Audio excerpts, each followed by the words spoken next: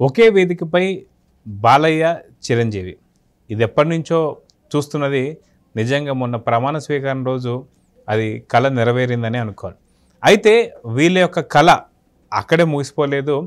రానున్నటువంటి యొక్క జైలర్ 2లో అంటే రజనీకాంత్, చిరు, బాలయ్య ముగ్గురు ఒకే వేదిక పైన మొన్న ప్రమాణ స్వీకారం రోజు కనిపించారు. అయితే నిజంగా జైలర్ 2లో వీళ్ళ ముగ్గురు కనిపిస్తున్నారా లేదా అనేది మనతో పాటు సీనియర్ జర్నలిస్ట్ హేమసుందర్ గారు ఉన్నారు. వారిని అడిగి తెలుసుకుందాం. సార్ నమస్తే. నమస్తే అండి. సార్, జైలర్ సినిమా ఎటువంటి అంచనాలు లేకుండా దాదాపు 700 కోట్లు మొత్తానికి కలెక్ట్ చేసిన సంగతి తెలిసిందే. అయితే ఇలాంటి సమయంలో జైలర్ 2 ఎందుకంటే ఈ మధ్యలో చూసుకుంటే సక్సెస్ కాని సినిమాలలో కూడా ఏమైపోతుందంటే దానికి సీక్వెల్ అనేది మనకు వస్తుంది. అయితే జైలర్ ఫస్ట్ స్టార్టింగ్ తీసేటప్పుడు ఖచ్చితంగా దీనికి సీక్వెల్ ఉంటుందని ఎవరు అనుకోలేదు, తీయాలని కూడా లేదు.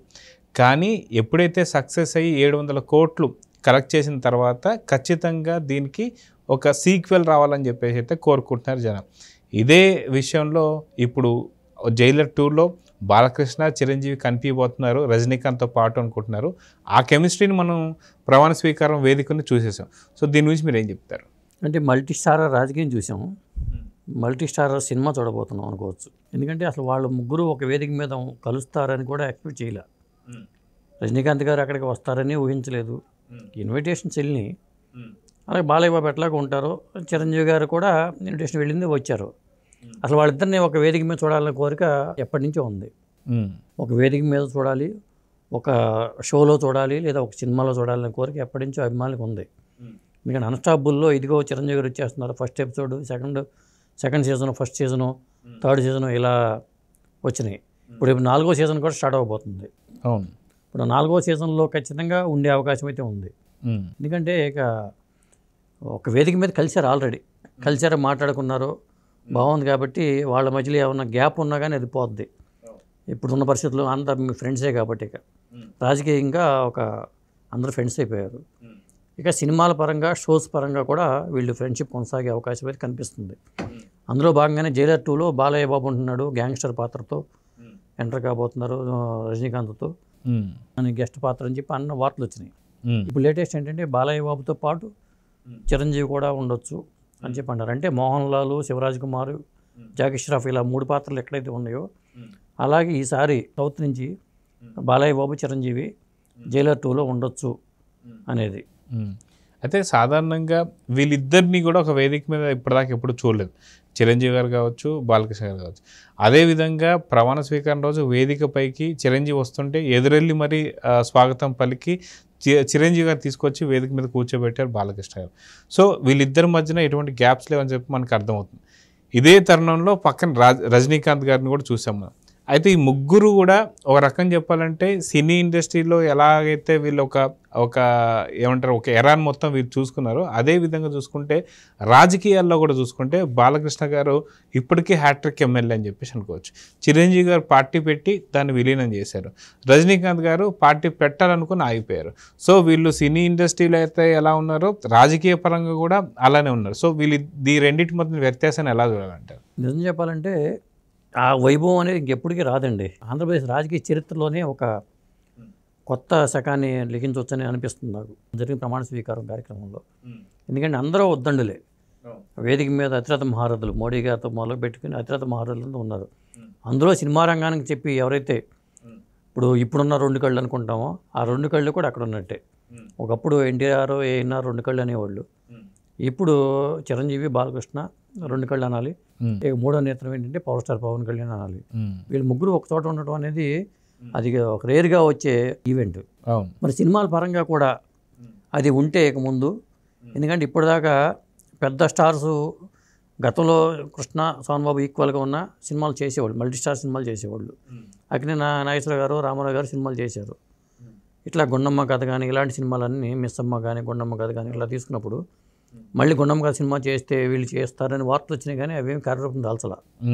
ఇప్పుడు బాలయ్య బాబుకిను చిరంజీవి గారికి కూడా ఫ్రెండ్లీ వాతావరణం నెలకొంది కాబట్టి వీళ్ళు సినిమాలో చేయొచ్చు, షోస్ చేయొచ్చు. ఇప్పుడు నెల్సన్ దిలీప్ కుమార్ జైలర్ 2 ఇది లోకేష్ కనకరాజు కూలీ అయిపోయిన తర్వాత స్టార్ట్ అవుతుంది. అప్పటికి చిరంజీవి గారు విశ్వంబర అయిపోతుంది, బాలయ్య బాబు కూడా కాస్త ఫ్రీ అయిపోతారు. NBK 109 రిలీజ్ అయిపోద్ది. కాబట్టి ఇద్దరికి క్లియర్ అయినట్టే, లైన్స్ క్లియర్ అయినట్టే. కాబట్టి ఇవి చేస్తే మాత్రం ముఖ్యంగా ఇండస్ట్రీలో కూడా 2 వర్గాలు ఉన్నాయి కమ్మ కాపు వర్గాలు ఇట్లా టాక్ ఉంటూ ఉంటుంది. ఇప్పుడు అందరూ కలిసిపోయినట్టుగా అనిపిస్తుంది. సినిమా ఫీల్డ్లో కూడా 2 వర్గాలంటూ ఉండవేమో ఇక ముందు కూడా అనేలాగా అనిపిస్తుంది. అయితే సాధారణంగా మనం చూసుకుంటే చిరంజీవి గారు కావచ్చు, బాలకృష్ణ గారు కావచ్చు, వీళ్ళిద్దరు కూడా ఖచ్చితంగా జైలర్ 2లో ఉంటారు అని చెప్పేసి అయితే అనుకుంటున్నాం. అదే విధంగా చూసుకుంటే జైలర్ 1లో ఎవరైతే శివరాజ్ కుమార్ గారు కావచ్చు, జాకీ షరఫ్ కావచ్చు, మోహన్ లాల్, సో 3వ హీరో ఉంటే ఎవరై ఉంటే బాగుంటుందని మీరు అనుకుంటున్నారు? ఇంకెవరు పవర్ స్టార్ పవన్ కళ్యాణ్ ఉంటే ఇంకా అద్భుతంగా ఉంటుంది. ఎందుకంటే రేర్ కాంబినేషన్ కదా. రాజకీయంగా వీళ్ళు ముగ్గురు ఒక వేదిక మీద ఉన్నారు కాబట్టి గెస్ట్ పాత్రే, అది ఎక్కువ రోజులు టైం కేటాయించాల్సిన అవసరం కూడా లేదు. పైగా బాలకృష్ణ గారు రాజకీయంగా ఉన్నారు, పవన్ కళ్యాణ్ రాజకీయంగా ఉన్నారు. మరి చిరంజీవి గారు ఏమో రాజకీయంగా దూరం అయినా కానీ ఆయన ఆ ప్రజారాజ్యం పార్టీ పెట్టిన వ్యక్తే. అందరూ రాజకీయాలతో సంబంధం ఉన్న వాళ్ళే ఉన్నారు అక్కడ. జైలర్ 2 వస్తే జైలర్ 2లో ఈ కాంబినేషన్స్ ఉంటే మాత్రం అద్భుతంగా ఉంటుంది. సో ఇది ఏదైతే తమిళనాడు ఇండస్ట్రీ కావచ్చు, తెలుగు ఇండస్ట్రీ, టాలీవుడ్, సో ఇది పాన్ ఇండియా అయ్యే అవకాశం ఉందంటారా? ఖచ్చితంగా అవుతుంది. పాన్ ఇండియా ప్రాజెక్ట్ అవుతుంది. జైలర్ 2 అనేది జైలర్ సినిమా అంత కలెక్ట్ చేస్తుందని ఎవరూ ఎక్స్పెక్ట్ చేయలే. ఊహించిన విధంగా 700 కోట్లు కొల్లగట్టడం, రజనీ మార్కెట్ పెరగడం, పైగా రజనీకాంత్ చేసే సినిమాలన్నీ ఒకదాని మించి ఒకటి ఉండటం. ఇప్పుడు వేట అయిన సినిమా రేపు దసరాకి రిలీజ్ కాబోతుంది. మరి ఆ సినిమాతో తర్వాత కూలీ సినిమా, అది పెద్ద ప్రాజెక్ట్, పాన్ ఇండియా ప్రాజెక్టు. మరి అందులో కమల్ హాసన్ కూడా ఉంటాడని చెప్తున్నారు కూలీ సినిమాలో. కాబట్టి అంటే సీక్వెల్ కాబట్టి మల్టీవర్స్ సినిమా అనుకున్నాం కాబట్టి ఆ పాత్రలో విక్రమ పాత్ర ఉండే అవకాశం అయితే ఉంది. అలా చూసుకున్నప్పుడు రజనీకాంత్ సినిమాల ప్రాజెక్టులు రేంజ్ కూడా పెరుగుతూ ఉంది. పైగా బాలయ్య బాబు రేంజ్ పెరిగిపోతుంది. ఇప్పుడు ఒక సినిమాకి ఆయన 35 కోట్లు రెమ్యునరేషన్ దాకా వెళ్ళిపోయాడు. సంవత్సరం క్రితం వరకు ఆయన 15 కోట్లలో ఉన్న వ్యక్తి. ఆయన సినిమా వసూలుకి తగ్గట్టు అయితే ఒక 60 కోట్లు 70 కోట్లు తీసుకోవచ్చు. కానీ బాలయ్య బాబు అంత పెంచే తత్వం కాదు కాబట్టి 34 కోట్లు 35 కోట్లు అని చెప్పి అంటున్నారు. అట్లా ఉంది పరిస్థితి. అయితే గతంలో చూసుకుంటే మనకి మీరు ఇందాక అన్నట్లు ఖచ్చితంగా తెలుగు ఇండస్ట్రీకి 2 కళ్ళైనటువంటి ఎన్టీఆర్ కావచ్చు, ఏఎన్ఆర్ గారు కావచ్చు, వీళ్ళిద్దరు కాంబినేషన్లోనే చాలా సినిమాలు వచ్చాయి. దాని తర్వాత కూడా అదే టైంలో చాలా మల్టీ సినిమాలు వచ్చాయి. దాని తర్వాత చూసుకుంటే చిరంజీవి, బాలకృష్ణ, వెంకటేష్, నాగార్జున, వీళ్ళ తరంలోకి వచ్చేసరికి అంత ఇండివిజువల్ సినిమాలు అయిపోయినాయి. మల్టీ స్టారర్ మూవీస్ అనేది మనం చూడలేదు. మళ్ళీ చాలా కాలం తర్వాత మళ్ళీ మనం ఇప్పుడు మల్టీ స్టారర్ మూవీస్ చూస్తున్నాం. సో తెలుగు సినిమా ఇండస్ట్రీలో మంచి కళ స్టార్ట్ అయిందంటే ఏమంటారు?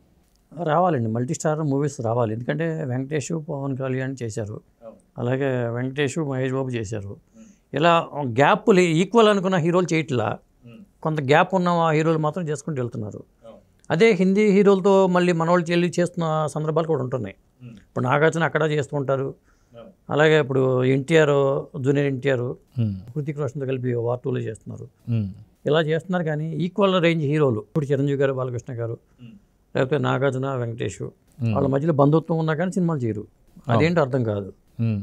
ఇట్లా ఇప్పుడు రామ్ చరణ్, జూనియర్ ఎన్టీఆర్ చేసినప్పుడు అట్లా చేయొచ్చు. ఇప్పుడు అల్లు అర్జున్ ఆ రేంజ్ ఇంకో హీరో ఇట్లా చేసుకుంటే సినిమా రేంజ్ పెరుగుద్ది, ఇండస్ట్రీ సంక్షోభం నుంచి బయటపడుతుంది. ఇప్పుడు రేపొద్దున రాబోయే సినిమాలన్నీ కూడా ఇండస్ట్రీ సంక్షోభం నుంచి బయటపడేసి సినిమాలే వస్తున్నాయి రాబోతుంది. కల్కితో ఇది స్టార్ట్ అవబోతుంది. సో చూద్దాం సార్. ఖచ్చితంగా ఏదైతే జైలర్ 2 ఉంటుందో 100% ఉన్న ఎక్స్పెక్టేషన్స్ కన్నా మించి జరగబోతుంది. కాబట్టి గతంలో వితౌట్ ఎనీ ఏమంటారు ఎక్స్పెక్టేషన్స్తోనే 700 కోట్లు వసూలు చేసింది. ఈసారి ఖచ్చితంగా 1500 కోట్ల దాకా వసూలు చేయాలని అయితే కోరుకుందాం. నమస్తే. నమస్తే.